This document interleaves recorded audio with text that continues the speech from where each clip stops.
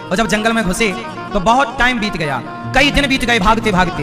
अब पत्नी बोल रही है थक गई हूँ, बच्चे कह रहे हैं भूख लगी है। नारद जी बोले बस ये नदी दिख रही है, उस पार कोई गांव नजर आ रहा है, यदि हम उस पार पहुंच गए तो सुरक्षित भी हो जाएंगे और कुछ खाने को मिल जाएगा। अब नारद जी बोले एक काम करो, बच्चे चिल्ला रहे हैं, छोटे छोटे बच्चे ना नारद जी के, बोले भूख लगी है, खूब भूख लगी है।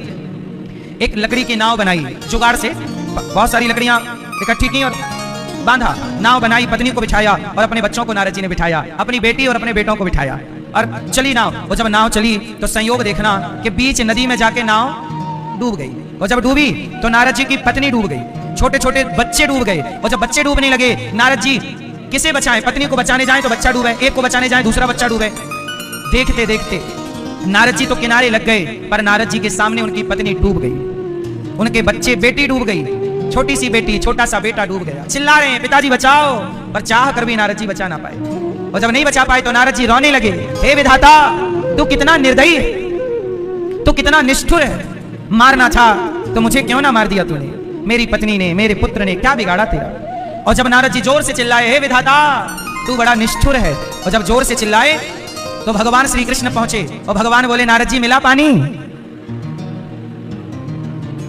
भगवान बोले नारद जी पानी मिला? नारद जी बोले प्रभु आप, हाँ आपने तो बोला था मैं घंटे भर में आ रहा हूं, 1 घंटा हो गया और आप लौटे ही नहीं। नारद जी बोले हे भगवान अब 1 घंटा हुआ, 1 घंटे में हमारे 2 बच्चे हो गए। भगवान मुस्कुराए, कहा नारद जी आप हमारी माया देखना चाहते थे, यही है हमारी माया, ये जो आपने देखा था ये हमारी क्या है? अरे आप तो साधु हो और साधु की कहां पत्नी और कहां बच्चा, लेकिन आप भी पत्नी और बच्चे में उलझ गए। जो आपका नहीं था उसे आपने अपना मान लिया, यही तो माया है। जो आपका नहीं है उसे आप अपना मान लेते हैं, यही माया है। अब आप लोग बताओ ये हालत केवल नारद जी की है या हमारी और आपकी भी है? बोलो। जो हमारा नहीं है, जो हमारा, बोलो। बेटा सच बताओ, बेटा आपका है क्या? बेटी आपकी है क्या? पत्नी आपकी है क्या? पति आपका है क्या? मैया बेटा आपका है? आपका है। तो आपने कितने बाल बेटे को लगाए हैं? आंख आपने लगाई होगी मैया, ये मैया चश्मा वाली कह रही थी कि मेरा बेटा, तो आंख तुमने लगाई होगी, पांव लगाए होंगे, एक भी बाल एक भी रोमा लगाया हो तो बताओ। वही तो हम कह रहे हैं कि जो आपका नहीं है उसे आप अपना मान लेते हैं और उसके लिए रोते हैं और अधिकार जमाते हैं कि ये मेरा है, यही तो माया है। आपका है वह कुछ नहीं और सारी जिंदगी कहते हो ये मेरा ये मेरा। लेकिन मीराबाई ने पर्दा उठाया और मीराबाई ने क्या कहा? मीराबाई ने ये नहीं कहा कि मेरा बेटा मेरी बेटी मेरा परिवार, मीरा ने कहा कि मेरे तो गिरधर गोपाल दूसरों ना। यही माया से पर्दा उठाना है। जो जगत को अपना कह रहे हैं वो माया में उलझ गए, जो जगत को अपना कह रहे वो माया में उलझ गए, और जो जगन्नाथ को अपना कह रहे वो माया से बच गए। माया से बचना है तो जगन्नाथ को अपना कहो, और माया में उलझना है तो जगत को अपना कहते रहो। कितना भी अपना कह लो इन लोगों को, लेकिन ये हमारे अपने कभी नहीं हो सकते। बोलो हाँ। ये दुनिया क्या सीता माँ की हो सकी? फिर ये दुनिया सीता माँ की ना हो सकी, ये दुनिया भगवान राम की ना हो सकी, तुम्हारी हमारी हो जाएगी क्यों मेरी माँ?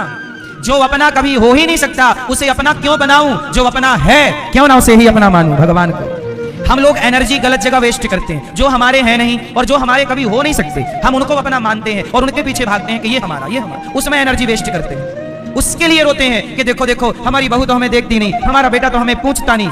तुम्हारा बेटा कब से हो गया? तुम्हारा बेटा तुम्हें क्यों पूछेगा? तुमने बोला है कि ये बेटा तुम्हारा है, यथार्थ में वो बेटा तुम्हारा नहीं है। अरे बेटा छोड़ दो, हमने पहले दिन ही समझाया था। ए भैया जरा अपना एक हाथ उठाओ, ऐसे सब लोग उठाओ। चलो बताओ ये हाथ आपका है? यदि आपका है तो जब पैरालाइसिस हो जाता है किसी को तो ये हाथ यदि तुम्हारा था तो अब उठता क्यों नहीं है? अब काम नहीं क्यों नहीं करता? भैया सच बताएं, आपके शरीर पर भी आपका अधिकार नहीं है। आपके शरीर पर भी आपका अपना अधिकार, आपकी आंखों पर आपका अधिकार नहीं है। ये आंखें भी एक दिन आपका साथ छोड़ देंगी, ये कान भी एक दिन आपका साथ, बुढ़ापे में कम सुनने लगता है, कम दिखने लगता है, एक दिन ये शरीर साथ छोड़ देता है कि नहीं? बोलो हाँ मेरी माँ। इसलिए कहता हूं शरीर भी अपना नहीं है, ये भी हमें यहीं छोड़ के जाना पड़ेगा। जब ये भी अपना नहीं, ये भी अपने नहीं, तो हम झूठे क्यों कहें कि तुम हमारे हो? हम क्यों ना गिरधर गोपाल से कहें कि प्रभु केवल आप हमारे हो, केवल आप हमारे हो। क्यों हम झूठे ही पड़े? आप इसी को माया समझिए। जो जगत में उलझे हुए हैं ये माया। आजकल लोग ना माया का मतलब पैसा समझते हैं। पैसा तो है, लेकिन तुम्हारा बेटा भी माया है, तुम्हारी बेटी भी माया है, तुम्हारा पति भी माया है, तुम्हारी पत्नी भी माया है, तुम्हारा शरीर भी। ये है माया की हिस्ट्री और ये है माया का स्वरूप। जो दिख रहा है सब कुछ माया है। बोलो हाँ। जो अपना नहीं है वो सब कुछ माया है। जो अपना नहीं है वो माया है और जो अपना है वो माधव है। इसलिए माया माया सब कहें, माधव कहे ना कोई, और एक बार माधव कहे सो माया चेरी होए। इसलिए भैया माधव को पकड़ लो, माया के चक्कर में ना पड़ो। ये माया के चक्कर में कितने आए और लपेटे में चले गए, तुम ना लपेटे में आना। नारद जी को भगवान ने कहा पानी लेने आए थे। नारद जी किसके लिए रो रहे हो? नारद जी बोले हमारी पत्नी डूब गई। भगवान हंसे, तुम्हारी पत्नी कब से हो गई? तुम्हारा बेटा कब से हो गया? नारद जी समझ गए प्रभु ये माया है आपकी, बचाओ प्रभु इस माया से।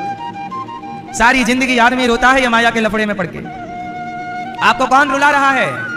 यही माया है। तो किस किस को माया समझ में आई? मैया, ओ पीली मैया, जा रही हो मेरी माँ? कहा माया खोजने चली तुम भी? नहीं, लाल पीली मैया दो ही जन जा रही है। जैसे नारद जी भगवान जी गए थे, अपन भी पता लगा के आओ, चलो। ये चली मैया दो हमारी पता लगाने, जाओ हमें भी बताना मिल जाए माया तो। वसुदेव जी कृष्ण को रखते हैं, माया को ग्रहण करते हैं, पुनः बंधन में बंधते हैं। और कंस ने पत्थर पर उस कन्या को पटक दिया। वह कन्या अष्टभुजा धारण करके आकाश में गई, बोली कंस तुझे मारने वाला प्रकट हो गया है। और वही कन्या यहाँ विंध्याचल पर्वत पे आके विराजी, जिन्हें आज हम और आप विंध्यवासिनी मैया कहते हैं। ये यशोदा माँ की पुत्री है विंध्यवासिनी मैया। बोलिए विंध्यवासिनी मैया की। तो आप लोग दर्शन करते होंगे। तो ये विंध्यवासिनी मैया हमारे वृंदावन की हैं। बोलो हाँ। यशोदा मैया की बेटी हैं। बोलो हाँ। है कि नहीं? तो विंध्यवासिनी मैया कहाँ की हैं? वृंदावन की। तो ये समझो कि यहाँ जो विंध्यवासिनी मैया हैं उनका संबंध भी हमारी यशोदा मैया और हमारे श्याम सुंदर से है। तो जब उनका संबंध है तो आपका भी संबंध है वृंदावन से, है या नहीं? विंध्यवासिनी हमारी कौन है? माता है। तो माता की माता वृंदावन रहती हैं, यशोदा माता। बोलो हाँ। तो कभी आया करो माता जी की माता जी से मिलने। और भगवान कृष्ण की बहन है ये। भगवान कृष्ण की क्या लगी? तो ये मैया कौन लगी? भगवान कृष्ण की बहन लगी, विंध्यवासिनी मैया। तो ये भगवान श्री कृष्ण प्रकट हुए, गए और कंस ने इनको मारना चाहा, पर ये यहाँ आके विराजी हैं। अब यहाँ पर कंस ने मंत्रणा की कि हमें मारने वाला कोई पैदा हो गया। उस कन्या ने बताया है, ढूंढो कौन है। तो पता लगा कि पूतना मौसी बोली ये काम हमें दे दो, हम अपने स्तनों में जहर भर के सारे बच्चों को पिला देंगी, सारे बच्चे मर जाएंगे। तो सारे बच्चे मरेंगे तो आपका शत्रु भी मर जाएगा, कंस महाराज। भैया शोर ना करो, भैया चुप रहो, बैठ जाओ इस तरह। भैया आप लोग बैठ जाओ, यहाँ जगह है। हमारे सतुआ बाबा ने बहुत अच्छी व्यवस्था की है। देखो 2 पांडाल लगाए हैं, आपको जरा भी कष्ट ना हो। यहाँ बैठो और खड़े भी हो तो चुप्पी चाप खड़े रहो। सुनो, भगवान श्री कृष्ण को मारने का प्रोग्राम किसने बनाया? पूतना मौसी ने। मैया पूतना को जानती हो? मैया ओ मेरी माँ, आप पूतना को जानती हो? हैं? जानती हो? क्यों आपके पड़ोस में रहती है? ऐसे सिर हिला रही हो। हमारे आज ही तो मिल के आई मैं, ऐसा। पूतना मौसी, हाँ। पूतना लोके बालघिनी राक्षसी रुधिरासना जिघांसयापहरे स्तनम दत्वापसद्गतिम। मैया पूतना लोके बालघिनी। पूतना छोटे छोटे बच्चों को मारने आई, रूप बदल करके आई, यशोदा मैया के पास आई। मैया मैया मैंने तेरे लाला को दूध पिलाने आई हूँ। मैया यशोदा बोली तुम कौन हो बहन? अरे मोकू नाई जाने, मैं फलाने की पत्नी हूँ। हाँ, मेरे दूध को प्रभाव है कि जो बालक मेरा दूध पी ले वो अमर रह जाए। मैया बोली तो बहन अपनो जल्दी दूध मेरे लाला को पिलाए दे ताकि मेरे लाला भी अमर रह जाए। तो सुन, जा मोकू पानी लेके आए 1 गिलास, मैं तेरे लाला की सेवा कर लूं। अब पूतना मौसी भगवान कृष्ण पालने पे लेटे थे।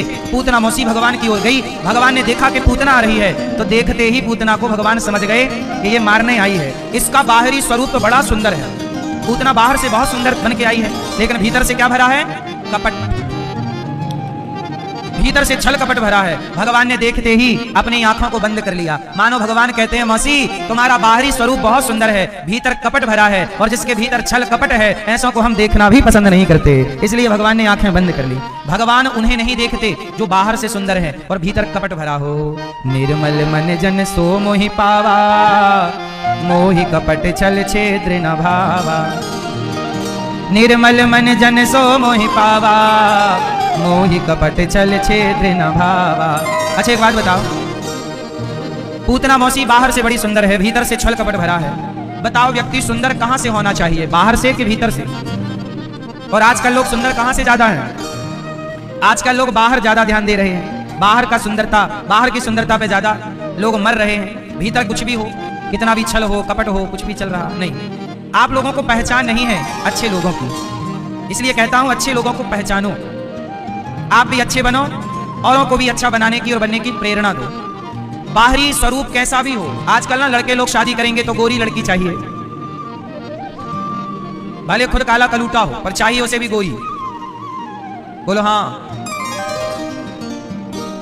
गोरी हो या सांवली हो, रंग रूप से कुछ होता नहीं है। हमारे श्याम सुंदर भी काले हैं, नहीं है? यमुना जी भी सांवली हैं, यमुना मैया भी सांवली है। तो रंग रूप का कोई विशेष महत्व है नहीं। जब से हमारा देश अंग्रेजों के हाथ लगा तो अंग्रेजों की जो अंग्रेजन होती हैं वो गोरी होती हैं। तो यहाँ के पुरुषों ने गोरी गोरी अंग्रेजन देख ली तो उन्हें लगा कि नहीं ऐसी चाहिए अब हमें भी। तो वो अपनी पत्नी को भी अंग्रेजन बनाने के चक्कर में है, तुम भी लगाओ खूब क्रीम तो तुम भी जरा ऐसी दिखो। इसलिए हमारे देश में देखो गोरा होने की दवाई खूब बिकती है। बोलो हाँ, सबको गोरा होना है, तुम गोरे हो ना पाए, दवाई बेचने वाली कंपनियां गोरी हो गई, है ना? तुम तो 10 के 10 रहे। इसलिए भगवान ने जैसा बनाया है वैसे ही रहो, और जैसे आप हैं बहुत अच्छे हैं। अच्छा ये बताओ, आपकी सुंदरता, आपकी ब्यूटी क्या है? आपकी सुंदरता क्या है? मैया आप क्या क्रीम पाउडर लगा लेने से कोई सुंदर दिखता है? सबसे सुंदर कौन है? सुनो मैया, जब आप थोड़ा मुस्कुराती हो ना, जब आप प्रसन्न रहती हो, जब आप हंसती हो, तो आप मेकअप करो ना करो, आप क्रीम पाउडर लगाओ ना लगाओ, आपके होठों पे स्माइल आते ही, प्रसन्नता आते ही आप कई गुना सुंदर लगने लग जाते हैं। ये बात पुरुषों पर भी लागू है और स्त्रियों पर भी। पुरुष की भी सुंदरता क्या है? अरे होठों की मुस्कान। इसलिए कहता हूं आपको प्रसन्न रहना है, आपको हैप्पी रहना है, बस आपकी यही नेचुरल ब्यूटी, नेचुरल सुंदरता क्या है? आप खुश रहिए। आजकल का व्यक्ति खुश नहीं है। अब कितना भी तुम लिपाई पुताई कर लो पर खुश नहीं हो तो क्रीम पाउडर कर क्या लेगी? बोलो हाँ या ना? इसलिए आजकल ना लोग रियल जिंदगी भूल गए हैं, दिखावे की जिंदगी पे ज्यादा भरोसा कर रहे हैं। दिखावे की जिंदगी ना हो, आप जैसी हैं ना मेरी माँ वैसे ही अच्छी। और शादी के पहले एक बार अपने होने वाले पति को बिना मेकअप के मिल जरूर लेना, के बाद में कंफ्यूजन ना रहे कि नहीं तुम दिखती तो कुछ और थी पर रियल में वो कुछ और। एक आदमी का तलाक हो गया इस चक्कर में। बोले महाराज शादी के टाइम ये अलग दिख रही थी और शादी के बाद पता चला ये तो ऐसी है, तलाक। क्यों जी, ऐसा हो रहा है कि नहीं? आदमी दिख कुछ और रहा है और है कुछ और। इसलिए कहता हूं परेशान होने की जरूरत नहीं। अंग्रेज लोग गोरे इसलिए होते हैं क्योंकि विदेशों में जो अमेरिका है, जो इंग्लैंड है, जो ये रसिया इत्यादि देश हैं, ये ठंडे देश हैं। यहां 12 महीने ठंडी पड़ती है। यहां 12 महीने क्या पड़ती है? ठंडी पड़ती है। 12 महीने बारिश और ठंडी, बारिश और ठंडी, बर्फ पड़ती है। इसलिए वहां की जलवायु के प्रभाव से, वहां की जलवायु के कारण वहां ऐसे लोग होते हैं। और हम भारतीय हैं, हमारे यहाँ सारी ऋतुओं का आनंद है, इसलिए हमारे यहाँ इस तरह के दिखने वाले लोग होते हैं जिस तरह के आप सब हम सब हैं। इसलिए रूप रंग महत्व नहीं रखता। स्वामी विवेकानंद जी का रूप रंग क्या रहा होगा? उनके रूप रंग को कोई नहीं जानना चाहता, उनके ज्ञान को सब जानना चाहते हैं। तुलसीदास जी का रूप रंग क्या रहा होगा? कोई नहीं जानना चाहता, उनका ज्ञान कैसा था वो जानना चाहते हैं। झांसी की रानी कैसी दिखती रही होगी, वो महत्व नहीं है कि वो दिखने में कैसी थी, उनका व्यवहार कैसा था, राष्ट्र प्रेम कैसा था। आज भी झांसी रानी, झांसी की रानी की उनका रूप रंग कैसा था, ये आज भी बातें हैं कि कैसी दिखती थी, लेकिन उनका स्वभाव, उनका देश के प्रति समर्पण कैसा था, ये सब लोग जानते हैं। खूब लड़ी मर्दानी वो तो आपके रूप रंग से आपकी पहचान ना होगी। आप कुछ ऐसा कर जाओ कि आपके काम से आपकी पहचान हो। क्यों? गोरा सांवला मायने नहीं रखता, लंबाई, ऊंचाई, ठिनगा व्यक्ति, मोटा पतला, कुछ भी मायने नहीं रखता। व्यक्ति के विचार बड़े होने चाहिए, विचार महान होने चाहिए। आज भी हम जिनको जानते पहचानते हैं उनके रूप रंग के कारण नहीं, उनके विचारों के कारण जानते हैं। रूप रंग तो बादशाहों का भी बहुत अच्छा होता है, लेकिन उनके रूप रंग के कारण, उनका रूप रंग है सुंदर, लेकिन वो बाजार में बिकने के लिए तैयार है। तो ऐसा रूप रंग किस काम का जो आपकी बाजार में बोली लगा दे। आपका अपना स्वाभिमान होना चाहिए, और वो स्वाभिमान आपके विचारों से बनेगा, और वो आपके विचार आपको महान महान बनाएंगे। बोलो हाँ। अच्छा एक बात बताओ, पहले के जमाने में राजाओं के यहां भी ना सुंदर सुंदर वैश्याएं रहा करती थी। रानी इतनी सुंदर नहीं हुआ करती थी जितनी सुंदर वैश्याएं हुआ करती थी। सुना है, इतिहास पढ़ा है ये। तो सवाल खड़ा हुआ कि जब ये सुंदर स्त्री थी तो राजा ने उससे ब्याह क्यों नहीं कर लिया। राजा ब्याह कर लेता ना, सुंदर थी तो उसी को रानी बना लेता। जो कम सुंदर थी उसे रानी बनाया, और जो ज्यादा सुंदर है उसके पीछे, उस वैश्या के पीछे पड़ गया। कई राजाओं की ये हिस्ट्री मैंने पढ़ी है तो उनकी रानियां इतनी सुंदर नहीं थी, लेकिन फिर भी राजा उन रानियों के पास रहते थे। अब सवाल खड़ा हुआ क्यों, तो मैं आपको बताऊं कि राज शासन चलाने के लिए सुंदरता नहीं चाहिए। राज शासन चलाने के लिए वो जो उन रानियों में हुआ करता था धैर्य, विवेक, ज्ञान, उनकी चमड़ी कैसी भी हो, सुंदर हो ना हो, क्योंकि रानी अहिल्याबाई होलकर ये जो जब बच्ची थी, इनका जब विवाह हुआ तो किसी ने सोचा नहीं था कि इनके पति की मृत्यु होगी और इन्हें सत्ता संभालनी पड़ेगी। ये बहुत सुंदर थी ऐसा उल्लेख नहीं है, लेकिन ये बहुत अच्छी रानी थी जो प्रजा को पुत्र की तरह, माता की तरह बन करके और पुत्र की तरह पालन करती थी। तो इनके जो पति थे, इनके जो ससुर थे, इन्होंने इस लड़की का चयन किया अपने बेटे के लिए कि ये लड़की में योग्यता है, ये मेरे बेटे के लायक है। जबकि और भी सुंदर मिल सकती थी, नहीं, इसमें काबिलियत है, क्योंकि वो भविष्य को देख लेते थे ना। भाई कहते ना, होनहार बिरवान के होत चिकने पात, ये कहावत है कि जो पेड़ योग्य है उसके चिकने पत्ते बता देते हैं कि ये पेड़ अच्छा होगा। तो बचपन में ही बच्चों का बचपन बता देता है कि इसका भविष्य कैसा होगा। तो उन लड़कियों का भविष्य पहचान लेते थे कि ये रानी के योग्य है या नहीं। वहां सुंदरता मायने नहीं रखती, क्योंकि इन्हें पूरा शासन संभालना पड़ सकता है, कल इसे तलवार उठाना पड़ सकता है। पहले तो राजा की रानियां भी ना खड़ी हो जाती थी। बोलो हाँ या ना। इसलिए विवाह करने के टाइम केवल चमड़ी मत देखा करो। आप लोग केवल चमड़ी देखते हैं कि सुंदर है, नहीं, क्या वो आपके घर को निभा पाएगी, क्या वो आपके परिवार को संग लेके चल पाएगी, क्या ये गुण उसके अंदर है, क्या ये काबिलियत उसके अंदर है। क्योंकि परिवार बड़ा है, जिम्मेदारियां बड़ी हैं, कल आपका बच्चा होगा। चमड़ी कितनी भी सुंदर ले आओ, 10 साल 20 साल के बाद जवानी ढल जाएगी और सुंदर से सुंदर व्यक्ति भी एक समय बाद बंदर जैसा दिखने लगता है। यही इस धरती की सच्चाई है, समय सबको बंदर बना देता है। बोलो हाँ। जो कल बहुत सुंदर थे आज उनका चेहरा देख लो। एक जवानी सदा ना रहा है, सदा ना रहेगा। जमाना किसी का, जवानी का जमाना भी सदा ना रहेगा, एक टाइम बाद जवानी ढल जाएगी। तो जब जवानी ढल जाएगी तब भी वो स्त्री रहेगी, तब भी वो पुरुष रहेगा, और वो विचार तब भी जीवित रहेंगे। जवानी परिवर्तनशील है, पर आपके आचरण, आपका संस्कार परिवर्तनशील नहीं है। इसलिए जवानी सुंदरता पे लट्टू ना होइए साहब। शादी विवाह में कुछ और चीजें देखनी चाहिए। लड़का में भी देखो वो काबिलियत कि ये ठीक है कि नहीं, लड़की में भी देखो, लड़का में भी गुण होने चाहिए। ऐसा ना हो कि नालायक हो, कि वो शराब पी के गंदी नालियों में पड़ा हो।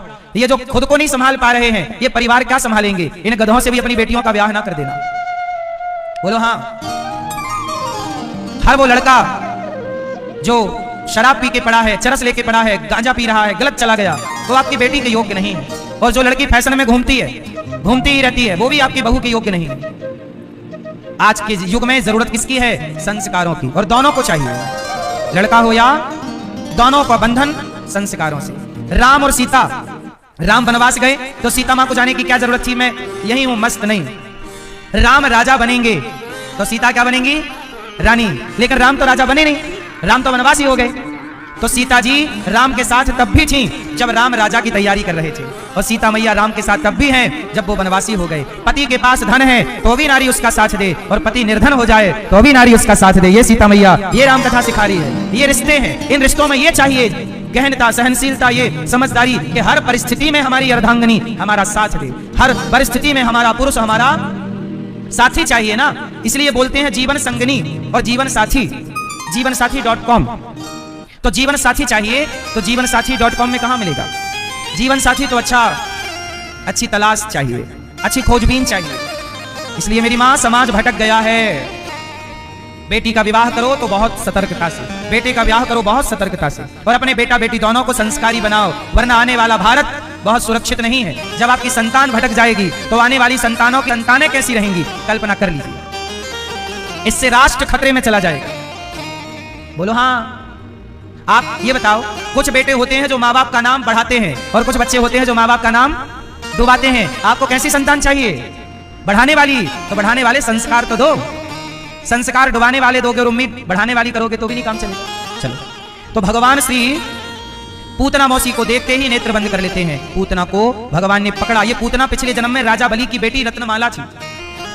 आज भगवान वामन जब गए तो देखकर बोली कैसा बेटा मेरा होता तो दूध पिलाती। फिर जहर पिलाए भगवान ने, जब 3 पग भूमि में सब ना पा तो बोली कैसा छलिया बेटा मेरा होता तो जहर पिला के मार डालती। तो दूध पिलाती और मार डालती, दोनों भाव एक साथ आए। तो भगवान ने आशीर्वाद दे दिया कि तुम माँ भी बनोगी और जहर भी पिलाओगी। तो वो माँ की तरह गोद में ले रही है पूतना और जहर भी पिला रही है। भगवान ने जहर पिया, पूतना का दूध पिया, अब प्राण पीने लगे। पूतना चिल्लाई बालक छोड़ दो। भगवान बोले मौसी जी हम जल्दी से पकड़ते नहीं है, और पकड़ लें तो फिर कभी। पूतना के प्राणों का पान कर लिया। पूतना के प्राणों का, बोलो, प्राणों का पान कर लिया। पूतना के प्राण पी गए भगवान। पूतना धड़ाम से गिर पड़ी। नंद बाबा कंस का कर चुका के लौटे। पूतना के शरीर को जलाया, दिव्य खुशबू निकल गई। पूतना को भगवान ने तार दिया। आई जहर पिलानी थी, चाहिए तो ये था किसे नरक भेजते, पर भगवान ने इसे, बोलो मेरी माँ, इसे, हाँ, तारा है सारा जमाना, हो नाथ हमको ही तारो। हमने सुना है नाथ शबरी को तारा, हमने सुना है नाथ शबरी को पीरों का करके बहाना। हे नाथ हमारे लिए भी कोई बहाना कर लो, पीरों का करके बहाना, हो नाथ हमको भी तारो। हमने सुना है कल्पवासियों को तारा, हमने सुना है कल्पवासियों को तारा, संगम का करके बहाना, माघ मेले का करके बहाना, नाच हमको भी तारो। उठा लो दोनों हाथ जरा झूमते हुए।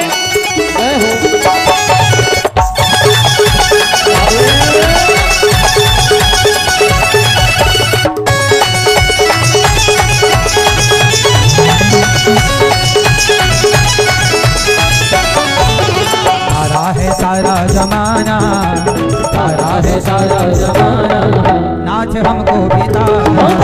सारा जमाना नाच हमको भी तारो, हमको भी तारो नाच हमको भी तारो, हमको भी तारो नाच हमको भी तारो, हमको भी तारो नाच हमको भी तारो, हमको भी तारो नाच हमको भी तारो। कर लो अब, कर लो अब, कर लो अब कोई बहाना, नाच हमको भी तारो,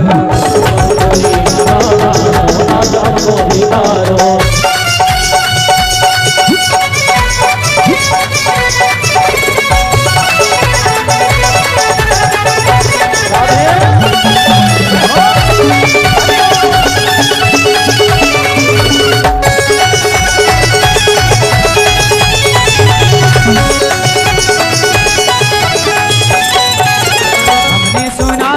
शबरी को तारा, सुना है नाथ शबरी को तारा, शबरी को तारा नाथ शबरी को तारा, शबरी को तारा नाथ शबरी को तारा। हमने सुना है नाथ शबरी को तारा, हमने सुना है नाथ शबरी को तारा। पीरों का, पीरों का, पीरों का करके बहाना, नाच हमको भी तारो, पीरों का करके बहाना, नाच हमको भी तारो।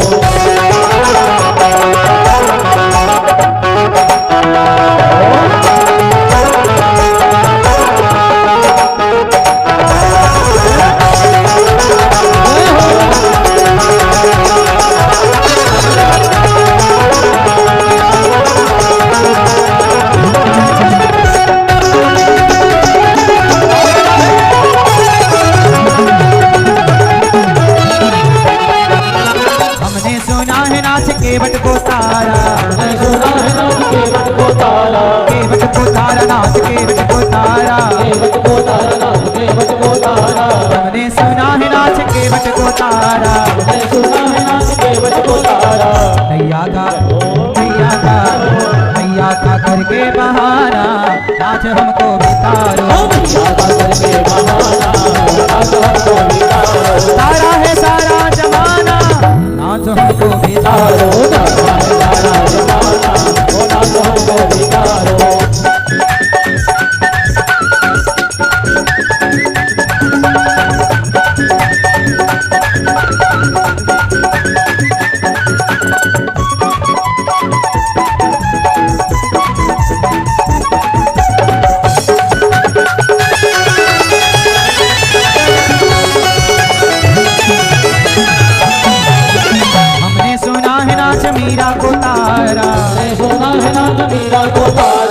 मीरा को तारा, नाथ मीरा को तारा, हमने सुना है नाथ मीरा को तारा,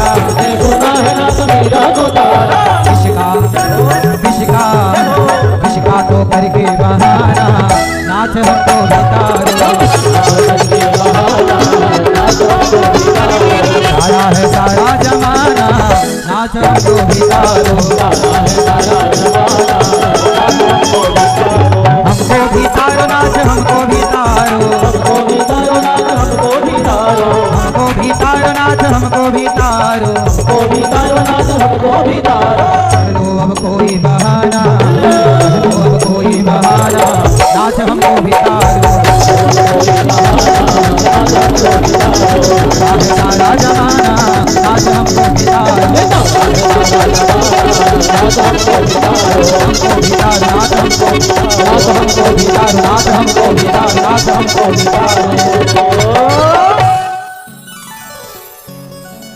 भगवान ने पूतना को उतार दिया, शकटासुर आया, शकटासुर को भी भगवान ने शकड़े पर दय लात मारी, शकटासुर का गोविंदाय नमो नमः।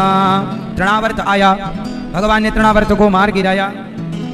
इसके बाद गर्गाचार्य जी आए और भगवान का नामकरण संस्कार करते। मैया बैठ जाओ जल्दी से मैया, भजन पूरा हुआ रे, जल्दी बैठो मेरी माँ।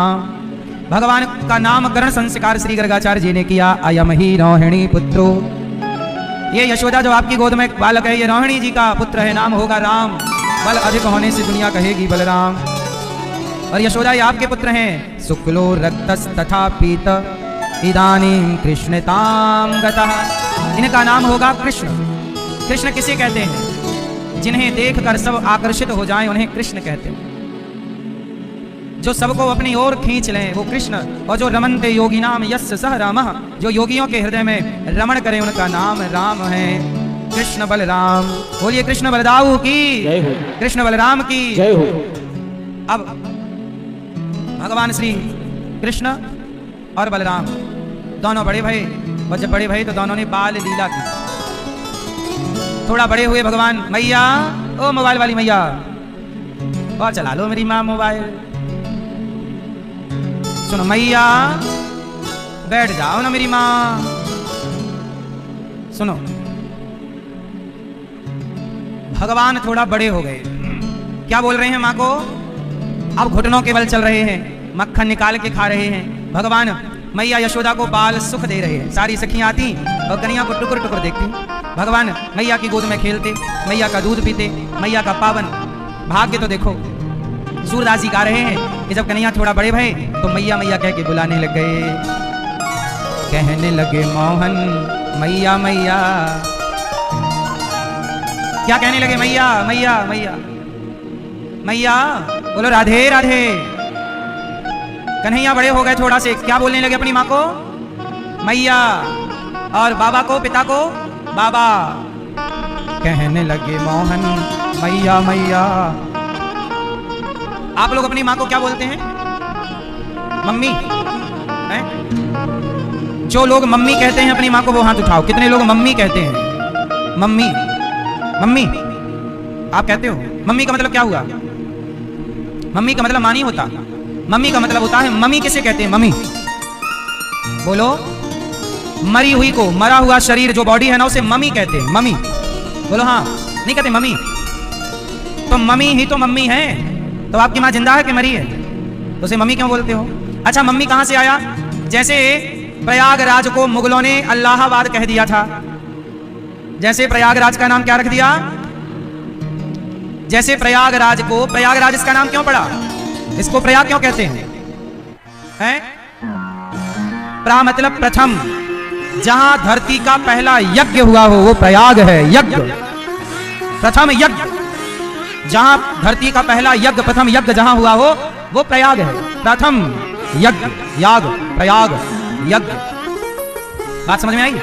इसका नाम प्रयाग है। लेकिन इसे मुगलों ने क्या नाम रख दिया? अल्लाहाबाद।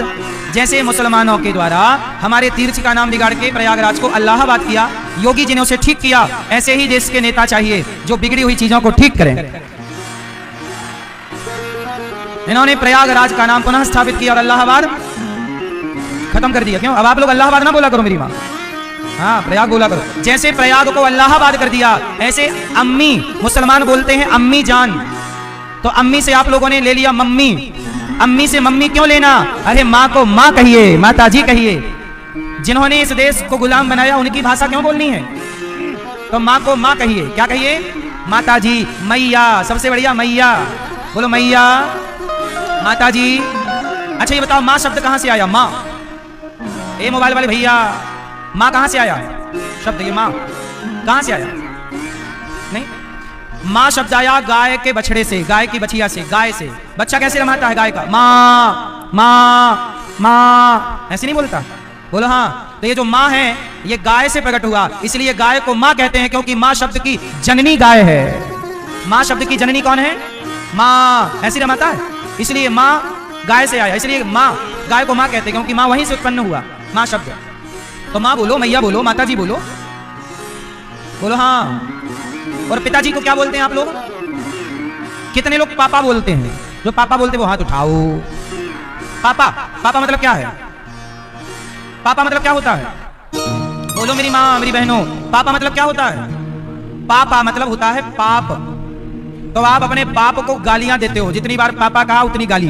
ए पाप, यहाँ पापा शब्द का अर्थ ही पाप है, पाप से ही ना पापा बना। हिंदी में और संस्कृत में पापा शब्द का अर्थ होता है पाप।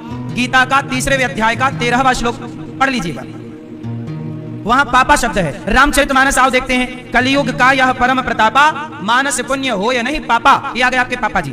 पापा मतलब यहाँ पाप है, जहां भी पापा शब्द आएगा वो पाप के लिए आएगा। तो आपका बाप है कि पाप है? बिना विचारे जो करें सो पांचे पछताएं। आप लोगों ने भी कुछ भी बोलना स्टार्ट कर दिया, पापा पापा नहीं बोलते, पिताजी बोलो, बाबूजी बोलो। क्या बोलेंगे? जोर से, पिताजी। क्या बोलेंगे? पिताजी बोलो, पिताश्री बोलो। मैया इतनी लेट आई हो मेरी माँ, कहां चली गई थी मैया? हैं, नींद लेट खुली है? चलो अब जल्दी बैठ जाओ, इतनी लेट आई हो मेरी माँ। लेट ना आया करो, 3 बजे से कचा होती मैया, 4:45 बजे आई है।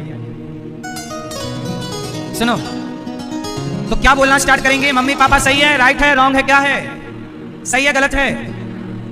अब आप लोग कहोगे महाराज जी शब्दों से क्या होता है? होता है, इलाहाबाद गलत था, प्रयागराज सही है, शब्दों से होता है। बदलाव जरूरी है कि नहीं? जो गलत है उसे बदल डालो, क्यों लेके चलना है? तो क्या बोलोगे? क्या बोलोगे अपनी माँ को? मैया, बोलो मैया। और पिताजी क्या बोलोगे? पिताजी बोलो। पापा ना बोलना और मम्मी ना बोलना, मम्मी पापा डिलीट करो। क्या बोलेंगे? माता। कितने लोग मेरी बात से सहमत हैं? भैया आप सहमत नहीं हो? चश्मा वाले, पीछे वाले भैया आप नहीं हो? तो अब क्या बोलोगे? हैं? अब नहीं बोलना, पापा मतलब गाली होती है।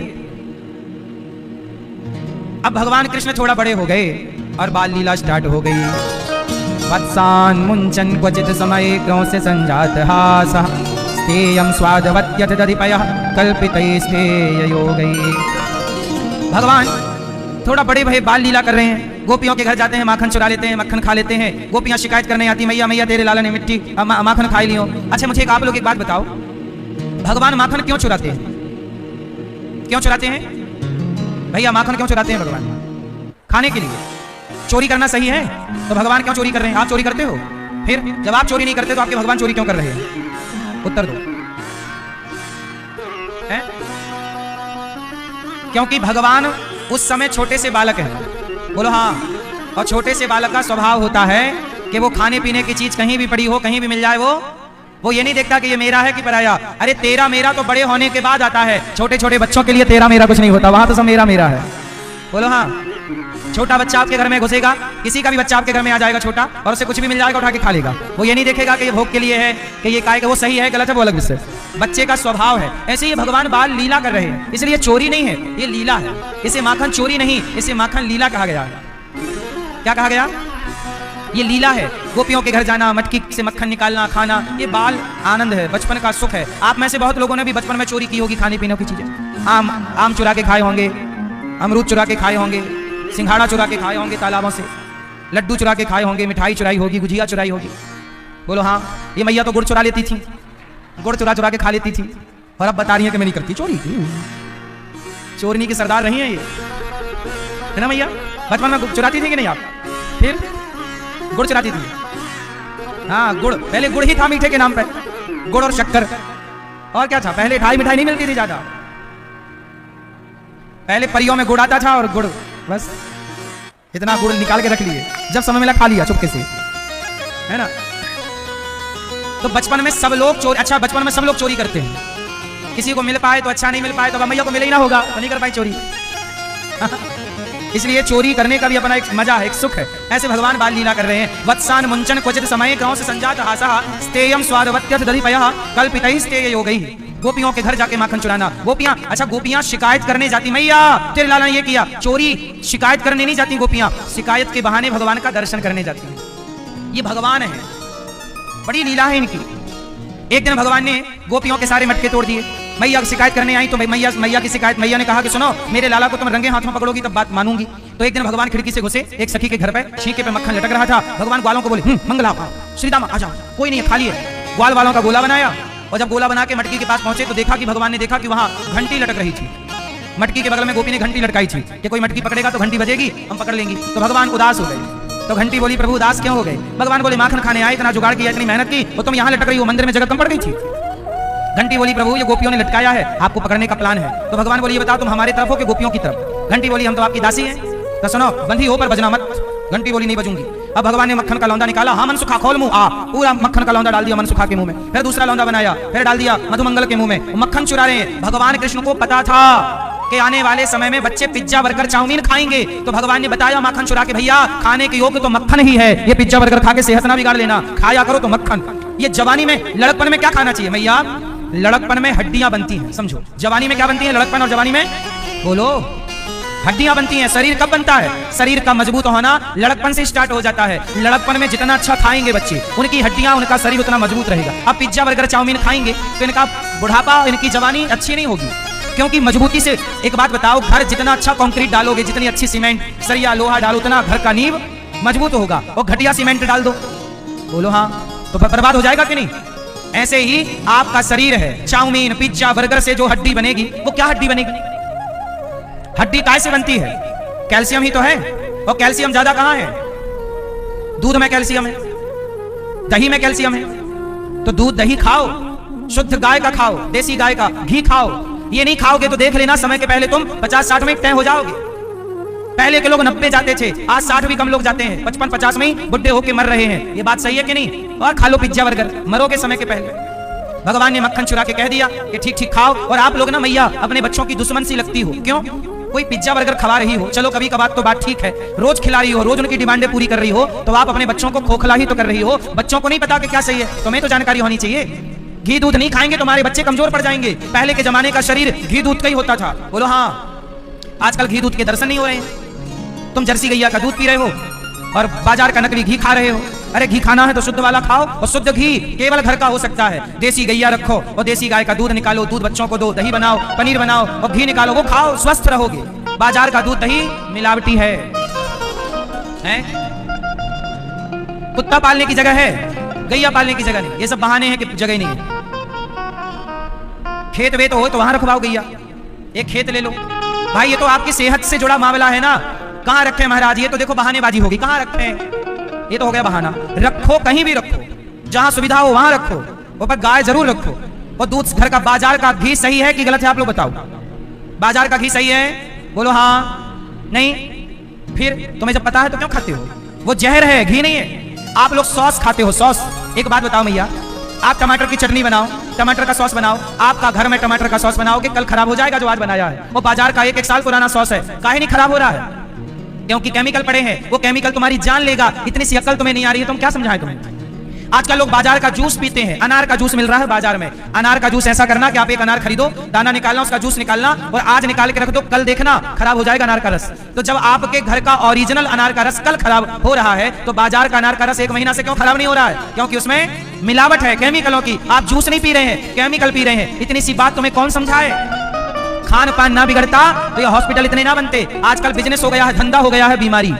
हॉस्पिटल मतलब धंधा, सबसे अच्छा धंधा है, हॉस्पिटल बना लो। क्योंकि बीमार तो पड़ने आप खा वही रहे हैं जिससे बीमार पड़ोगे, 40-50 में बुढ़े होके मर जाओगे। इसलिए मेरी माँ हाथ जोड़ के कहूँ, ठीक ठीक बच्चों को खिलाओ, खिलवाड़ ना करो, ये मजाक नहीं है। आजकल हर चीज आप लोग पैकेट बंद खाते हो, और याद रखना हर चीज, हर वो पैकेट बंद चीज जहर है, जहर है, मानो या मत मानो। हर पैकेट बंद चीज क्या है? जहर है। लेकिन आपके बच्चों को वही खाना है, आदत पड़ गई है खाने की। क्यों पड़? घर में बनाओ ना मिष्ठान, बढ़िया लड्डू बनाया करो, गुजिया बनाया करो, अच्छी चीजें घर पे आए दिन बनाते रहा करो। बच्चों को घर की बात अच्छी लगे, बाजार का अच्छा ही ना लगे।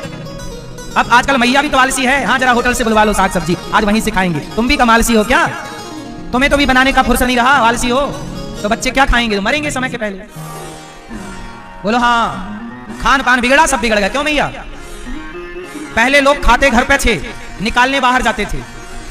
आजकल निकालते पूरा घर में, खाने बाहर जाते हैं। सब उल्टा सुल्टा कर दिया। बोलो हाँ।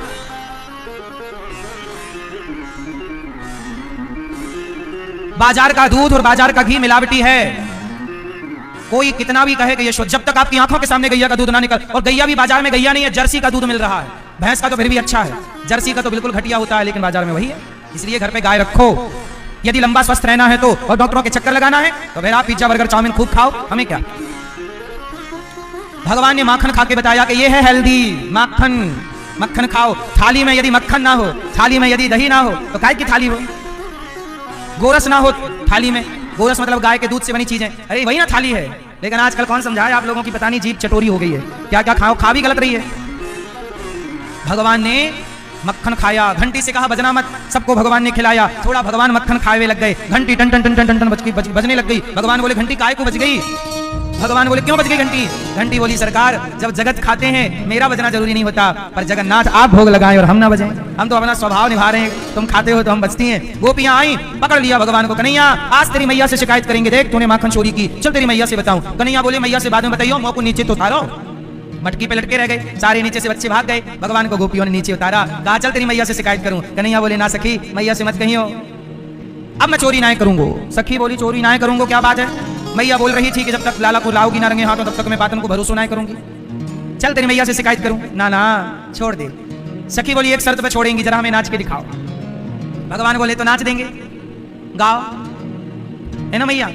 तो भगवान गोपियां गाने लग गए। हाँ आ बैठ मेरी गोदी में, तुझको निहार लूं, हाँ ये नजर ना लग जाए, तेरी नजरें उतार लूं। मैया गोपियां क्या कहती हैं? कन्हैया मेरी गोदी में थोड़ा बैठ प्यार कर लो। आप कितने लोग चाहते हैं कि भगवान आपकी गोद में आए? तो आप भी भाव बना और कहो आ बैठ मेरी गोदी में, आ बोलो मेरे संग, आ बैठ मेरी गोदी में, तुझको निहार लूं, हाँ ये नजर ना लग जाए, तेरी नजरें उतार लूं। आ बैठ मेरी, तुझको निहार लूं, हाँ ये नजर ना लग जाए, नजर उतार। सब लोग नजर उतारो। हाँ ये नजर ना लग जाए, तेरी नजरें उतार लूं, हाँ ये नजर ना लग जाए, तेरी नजरें उतार लूं।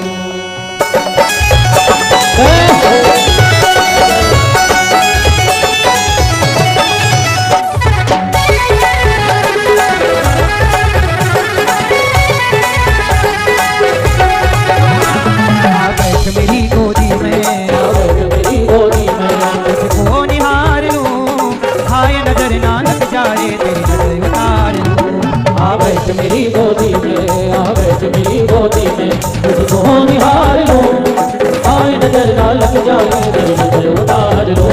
आ बैठ मेरी गोदी में, आ बैठ मेरी गोदी में।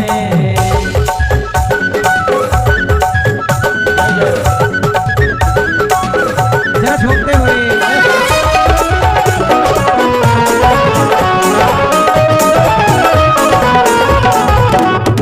तू सूरज है तू चंदा, तेरी आंखों के तारे, तेरी आंखों के तारे, तू सूरज है तू चंदा, तेरी आंखों के तारे, तेरी आंखों के तारे। कन्हैया कैसे हैं? तू सूरज है तू चंदा, मेरी आंखों के तारे, मेरी आंखों के तारे, तू सूरज है तू चंदा, मेरी आंखों के तारे, मेरी आंखों के तारे। आंचल में छिप जा लाड़ ले, ओ दुनिया से न्यारे, ओ दुनिया से न्यारे। आंचल में छिप जा लाड़ ले, ओ दुनिया से न्यारे, ओ दुनिया से न्यारे। किस्मत तू मेरो लाला, किस्मत तू मेरो लाला, किस्मत तू मेरो लाला। मैं जगदार को आए नजर ना लग जाए, नजर उतार लो। आवे तुम्हारी गोरी में, आवे तुम्हारी गोरी में, तुझको निहार लो, आए नजर ना लग जाए, नजर उतार लो। आवे तुम्हारी गोरी में, आवे तुम्हारी गोरी में।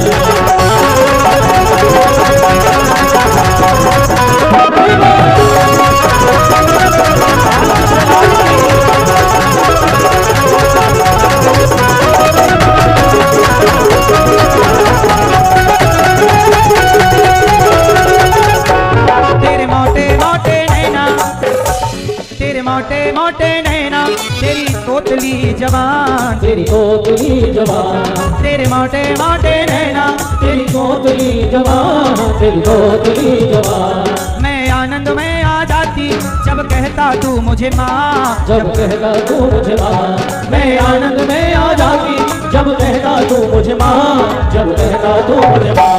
सावरिया मेरे प्यारे, सावरिया मेरे प्यारे, सावरिया मेरे प्यारे, सावरिया मेरे प्यारे। मुझे इतना दुलार दो, आए नजर ना लग जाए, नजर उतार लो। आवे तुम्हारी गोरी में, आवे तुम्हारी गोरी में, तुझको निहार लो, आए नजर ना लग जाए, नजर उतार लो। आवे तुम्हारी गोरी में, आवे तुम्हारी गोरी में।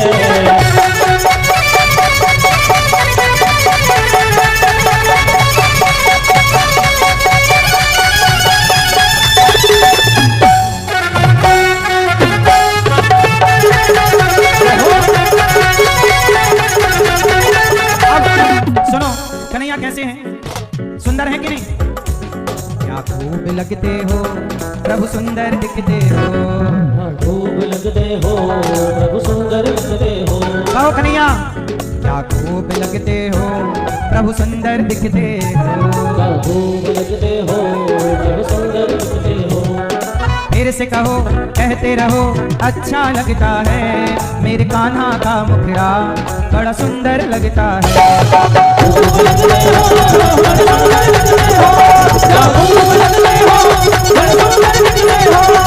फिर से कहो अच्छा लगता है, मेरे कान्हा का मुखड़ा बड़ा सुंदर लगता है। क्या खूब लगते हो, बड़े सुंदर लगते हो, क्या खूब लगते हो, बड़े सुंदर लगते हो। कोई इतना भी सुंदर होगा हमने कभी ना सोचा, कोई इतना भी सुंदर होगा हमने कभी ना सोचा।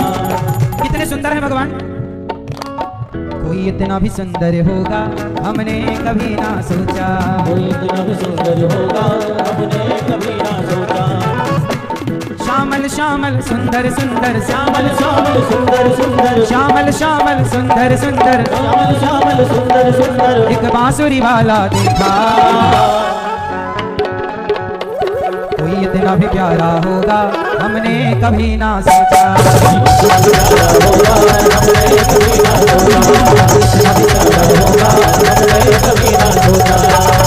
कितने सुंदर हैं, कितनी सोनी कितनी प्यारी तेरी छवि ये लगती है, कितनी सोनी कितनी प्यारी तेरी छवि ये लगती है। धरती की धरती की धरती की सारी उपमा तेरे आगे फीकी लगती है। सभी देवता करते तुमको, सभी देवता करते तुमको पुष्पों की बरसात है। वाह वाह क्या बात है, वाह वाह क्या बात है।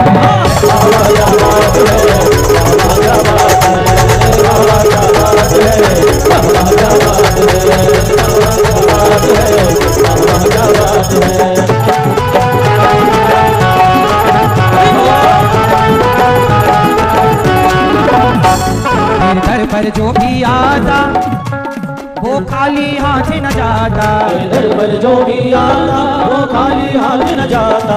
मांगी मुरादें पाता सब कुछ उसको मिल जाता, मांगी मुरादें पाता सब कुछ उसको मिल जाता। भरता है झोली सबकी, भरता है झोली सबकी, आगे बस एक बार सच्चा है दरबार, चाहे चाहो रही जयकार।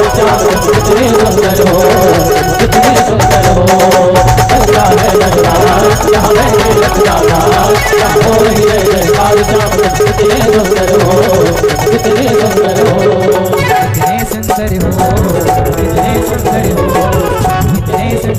कितने सुंदर हो।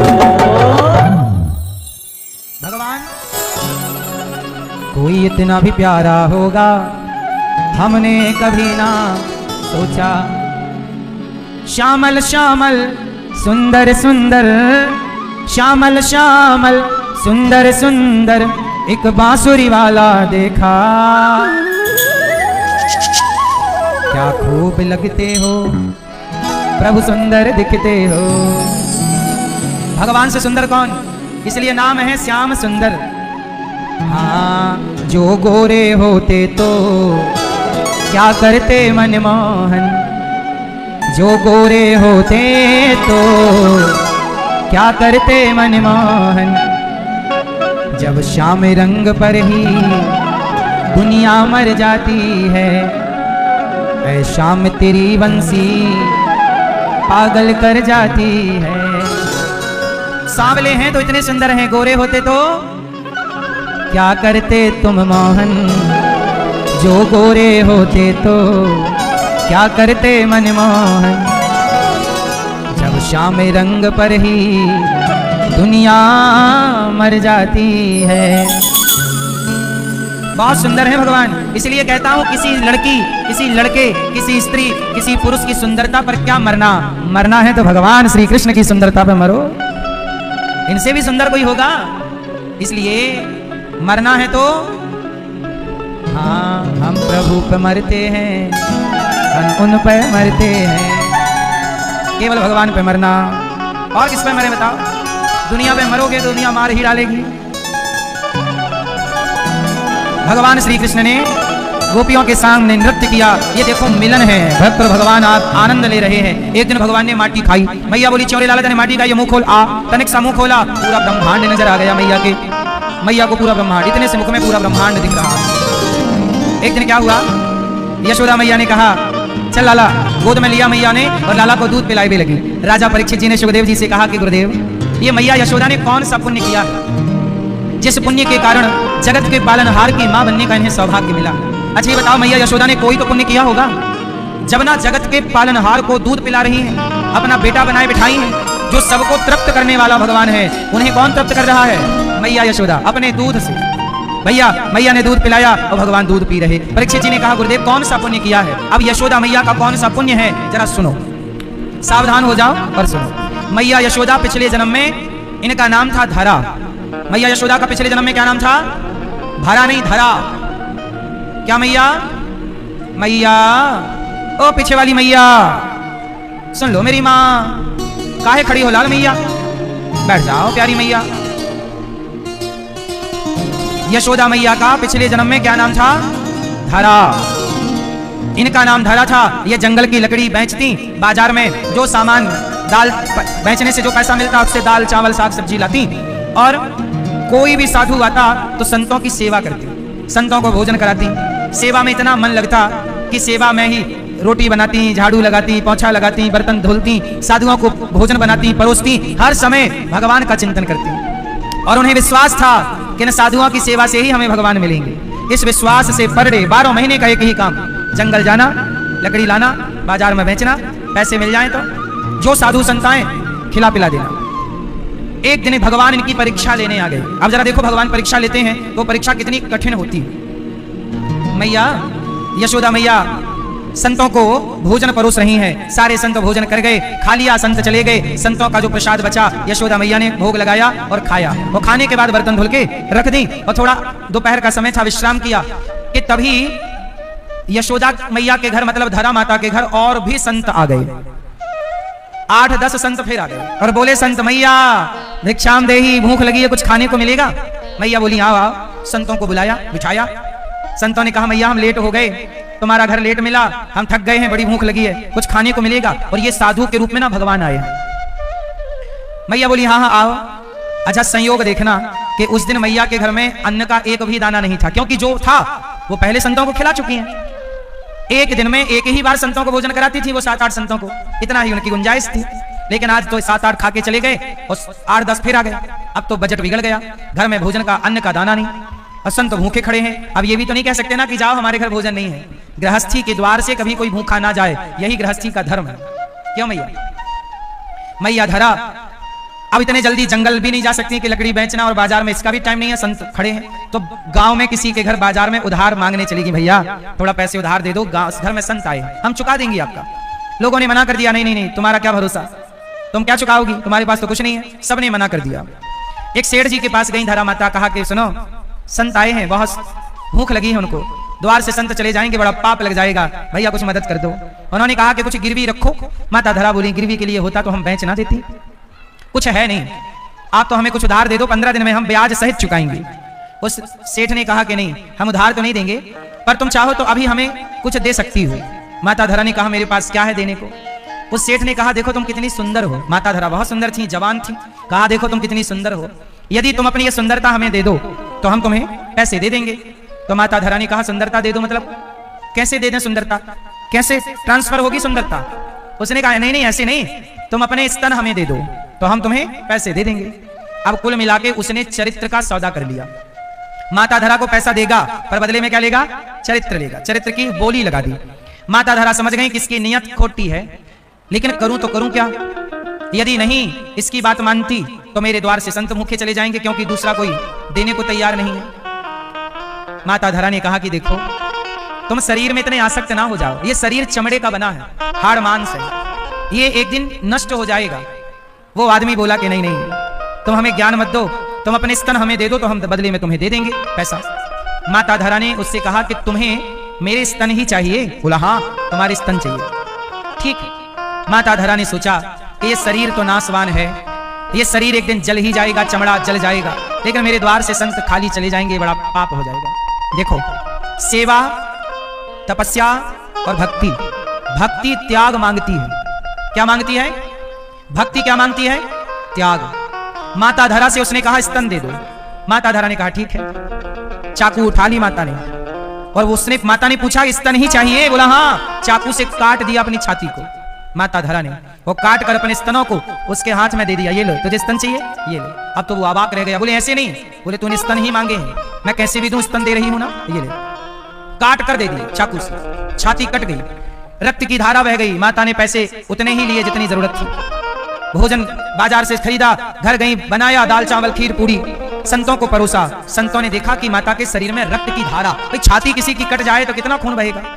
माता ने देखा, संतों ने देखा माता इतना रक्त कैसा।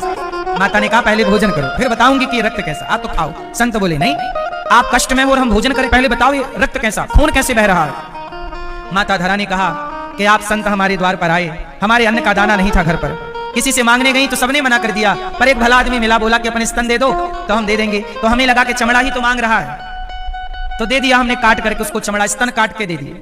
वो भी खुश हो गया और हम पैसा लेके आपके लिए आई हैं।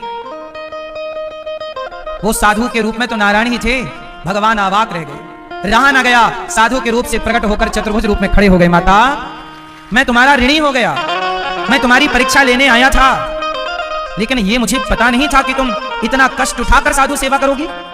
तुमने अपनी छाती क्यों काट दी? मना कर देती। नहीं नहीं महाराज, मेरे द्वार से साधु चला जाए मैं नहीं चाहती थी।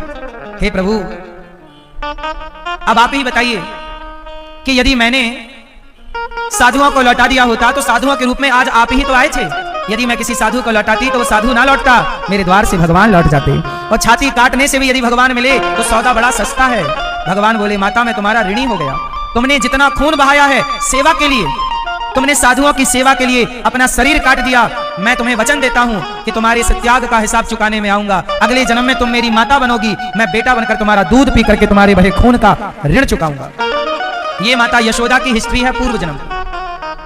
इससे कुछ बातें क्लियर होती हैं, आप जरा सुनिएगा। पहली बात क्लियर ये है कि आज कोई स्त्री पर संकट आ जाए और उसे जरूरत पड़े कुछ पैसे की, कुछ मदद की, तो दुनिया उसके कंधे पे हाथ नहीं धरना चाहता, लोग उसकी छाती पे हाथ रखना चाहते हैं। इसलिए कहता हूं छाती पे हाथ रखने वाले बहुत होंगे, कंधे पे हाथ रखने वाला बनना। कोई महिला संकट में हो, कष्ट में हो, तो उसके कष्ट का फायदा ना उठाना कि इस पे तो संकट है, हम जो चाहेंगे इससे करा लेंगे, क्योंकि इस पे तो कष्ट है, संकट है। किसी के संकट का, किसी के वक्त का फायदा ना उठाओ, बल्कि उसका साथ दो, कंधे पे हाथ रखिए। यदि उसका सहारा नहीं है तो आप उसका सहारा बनिए। जब आप किसी का सहारा बनते हैं तो विधाता आपका सहारा बनते हैं। और याद रखिएगा मेरी माँ, भक्ति के रास्ते पे जब चलोगे तो बलिदान देना पड़ेगा। माता धरा ने बलिदान दिया, और जब सेवा के लिए आप चलते हैं तो भगवान आपके ऋणी हो जाते हैं। इसलिए कहता हूं, गौरी गोपाल आश्रम में हमारी वृद्ध माएँ रहती हैं। वो माएँ जिन माओं को अपनों का सहारा ना मिला, तब इन माओं को गौरी गोपाल में सहारा मिला। और जैसे साधु की सेवा माता धरा करती हैं, मैंने भी जब ये कथा सुनी तो गौरी गोपाल आश्रम में आज भी हजारों संत भोजन करते हैं। मुझे प्रेरणा इसी कथा से मिली कि माता धरा को सेवा के बल पर भगवान मिले तो हमें भी सेवा के बल पर भगवान मिलेंगे। भगवान को पाने का क्या उपाय है? कितना भी जप कर लो, कितना भी तप कर लो, जप तप एक पलड़े पे रख दो और सेवा दूसरे पलड़े पे रख दो तो सेवा का पलड़ा भारी रहेगा। याद रखिएगा, सेवा का पलड़ा भारी रहेगा। इसलिए कहता हूं, सेवा करना सीखिए। लक्ष्मण जी ने सेवा की है, हनुमान जी ने सेवा की है, श्रवण कुमार ने सेवा की है। आप सेवा से बच रहे हैं, इसलिए ये दास अनिरुद्ध सेवा को पकड़े बैठा है। गौरी गोपाल आश्रम में हजारों साधु संत आते हैं, पर डे सबको भोजन कराना, सबकी सेवा करना, सबको दाल चावल सब्जी रोटी का प्रसाद देना, ये सेवा है। वृद्ध माओं को दवाई देना, नाश्ता देना, भोजन देना, सेवा है। गौरी गोपाल में बच्चे पढ़ते हैं 150, उन्हें शिक्षा देना, उनको रहने को देना, उनकी कॉपी देना, किताब देना, कपड़े देना, बच्चों की सेवा है। गाय को भूसा देना, चारा देना, सेवा है। प्रयागराज में अखंड रसोई चल रही है, आप सबकी सेवा, रोटी दाल यहाँ पूरी सब्जी खिचड़ी से हो रही है, सेवा है। हमसे जितनी सेवा हो पड़ती है सेवा करते। वाणी से सेवा, आपको कथा सुनाकर सही मार्ग दिखाकर, ये भी आपकी सेवा चल रही है, ये भी सेवा। तो यह वाणी से सेवा, आपसे भिक्षा मांग मांग करके सेवा, ये सब सेवा ही तो है। और याद रखिएगा, आप भी अपने माँ बाप की सेवा करना, संतों की सेवा करना, सेवा से ही भगवान मिलेंगे। माता धरा भगवान को प्राप्त कर गई, वही धरा यशोदा बनी और जगत के पालनहार को गोद में खिला रही हैं और अपना दूध पिला के उन्हें तृप्त कर रही हैं, जो सबको तृप्त करते हैं, जो सबके पालनहार हैं, उनका पालन मैया कर रही है। क्यों? यशोदा को मैया बनने का सौभाग्य मिला भगवान की। क्यों? सेवा के बल पर। यह है सेवा का प्रभाव। सेवा बड़ा करता है आपको, सेवा। इसलिए कहता हूं, गौरी गोपाल की सेवा में आप भी जुड़िए, अन्नदान की सेवा आप भी करिए। गौरी गोपाल में जो सेवाएं चल रही हैं, कोई एक सेवा आप भी ले लीजिए, सेवा कीजिएगा। मैया यशोदा ने चूल्हे पे दूध पकाने रखा था, उफनने लगा, कन्हैया को छोड़ के मैया लाला को छोड़ के दूध उतारने गई तो भगवान को लगा मैया मेरे से ज्यादा दूध से प्यार कर रही है, सारी मटकियां तोड़ दी भगवान ने। मैया दौड़ी दौड़ी आई, लाला आज तैने सारी मटकी तोड़ दी, आज तो कुछ पकड़ के रहूंगी। पीछे मैया दौड़ रही है, आगे कन्हैया दौड़ी है, डंडा लेके और दौड़ रही है, पकड़ के मारूंगी। जगत के जिनसे यमराज थर थर थर थर कांपते हो, वो यमराज जिनसे डर रहे हो, वो मैया कन्हैया से कह रही है सुन आज तो कुछ पकड़ के बांधूंगी, मारूंगी। और मैया रो रहे, कन्हैया रो रहे, मैया मत पकड़ियो, मैया मत मारियो। जिनसे यमराज डरते हो वो मैया से डर रहे हैं। यह है प्रेम, जहां प्रेम है वहां भगवान बिक जाते हैं। मैया के प्रेम में भगवान ऐसे बिके कि जिनसे यमराज डर रहा है आज वो मैया से डर रहे हैं। ये प्रेम के आगे भगवान बिक गए। भगवान को खरीदना हो ना तो प्रेम का मूल्य ही आपके पास होना चाहिए। मोहन प्रेम बिना नहीं मिलते। भगवान जब भागे, मैया बोली पकड़ के रहूंगी, पकड़ लिया मैया ने, उखल से बांध दिया। पहली बार आपने सुना होगा कि जगत के पालनहार को किसी ने बांध दिया, वो भगवान क्या किसी के बांधे बंधेंगे? जरा सोचो। पर मैया बांध रही है, और जब बांधी तो 2 अंगुल रस्सी कम पड़ गई। कितने अंगुल रस्सी कम? जोर से 2। ये 2 अंगुल क्या है? अहमता और ममता। मैं भगवान तब तक आपके बंधन में नहीं बंधेंगे जब तक आपके अंदर अभिमान होगा। मैं मीन्स एटीट्यूड, अभिमान। मैं इसलिए आप लोगों से मेरी प्रार्थना है कि पहले अपने मैं को विदा कर दीजिए। मैं मतलब अभिमान को। किसे विदा करो? मैं, अभिमान को विदा, मैं को विदा कर दो। क्योंकि भगवान कहते जहां मैं है अभिमान है, वहां मैं नहीं हूं। जहां मैं है वहां मैं नहीं हूं। समझ में आई? अभिमान ना करो। आप में से कितने लोगों के पास अभिमान है? कितने लोग अभिमानी हैं आप में से? आप अभिमान नहीं करते? अभिमान नहीं है? झूठ ना बोलो। 4 पैसे आ जाए आदमी ऐसे ऐसे चलने लगता। गाड़ी का घमंड, बंगले का घमंड, कमाई का घमंड, परिवार का घमंड, इसका क्या क्या नहीं। हमारी माता इतना बड़ा पैंडल बना लेती हैं सोने का और फिर चलती है। देख पड़ोसन, तेरे पास है क्या? देख मेरे पास है। हमारी मैयाएं भी कम अभिमान में रहती हैं क्या? हाँ, इतना बड़ा सोना, इतना बड़ा ये, सबको पड़ोसन के घर जरूर जाएंगी और ऐसे बैठेंगी। एक मैया ने तो गजब कर लिया, अंगूठी बनाई, पहन ली अंगूठी, पड़ोसन के पास गई, कहो बहन कैसी हो? पड़ोसन ने नहीं पूछा कि अंगूठी कब बनाई। तो दूसरी के घर गई, कहो बहन सब ठीक चल रहा है? फिर भी पड़ोसन ने नहीं पूछा कि तूने अंगूठी कब बनवा ली। क्योंकि हमारी मैयाओं को बड़ा मजा आता है जब कोई ये हार कब बनवाया, अरे वहां से लिया, बता रहे 1 घंटा लगाती है मैया हमारी। ये साड़ी कहां से? अरे वहां से, ये वो बनारसी और ये है। अब पड़ोसन से तीसरे घर गई, उसने भी नहीं पूछा कि अंगूठी कब बनवाई। अब चौथे घर गई, ए बहन मैं सोच रही हूं, अंगूठी पहन के उंगली पटक रही है यहां। फिर भी किसी ने नहीं पूछा। तो उसने क्या किया, घर के आंगन में आग लगा दी और चिल्लाया बचाओ, आग लग गई। तो लोग आए, बोले यार कहाँ लगी? बोले यहाँ पानी डालो, यहाँ अंगूठी दिखा के, यहाँ यहाँ वही वाली उंगली आगे जिसमें अंगूठी, यहाँ डालो पानी। और संयोग से सच्ची हवा चल गई और हवा चली तो बाहर की आग भीतर चली गई और घर जलने लगा। और जब घर जलने लगा तो रोने लगी, हे भगवान। जब ऐसी रोई तो पड़ोसन बोली बहनी अंगूठी कब बनवा ली? उसने कहा तेरा नाश हो जाए, जब पूछना था तब पूछी नहीं, अब घर जल रहा तो पूछ रही अंगूठी कब बनवा ली। इसी चक्कर में तो घर में आग लग गई। तो दुनिया पूछे, ये आप चाहते हैं? बोलो हाँ। इसलिए मेरी माँ, ये भी एक अभिमान है कि मेरे पास ये है। इसलिए कभी अभिमान ना करो कि मेरे पास कुछ है, मेरा मुझ में कुछ नहीं, जो कुछ है तेरा, तेरा तुझको अर्पण क्या लागे, सब भगवान का है, मेरा कुछ नहीं है। और अभिमान ना हो कि मैं ये, मैं वो, मैं क्या हूं? अच्छा भैया सच बताओ, मैं क्या हूं? क्या हूं मैं? एक किसान था, उस किसान का, वो किसान की बैलगाड़ी थी। बैलगाड़ी किसान खेत से घर ले जा रहा था, तो बैलगाड़ी के नीचे नीचे कुत्ता जा रहा। ध्यान से सुनना, बैलगाड़ी जानते हो, बैलगाड़ी छकड़ा, बैलगाड़ी के नीचे कुत्ता जा रहा था।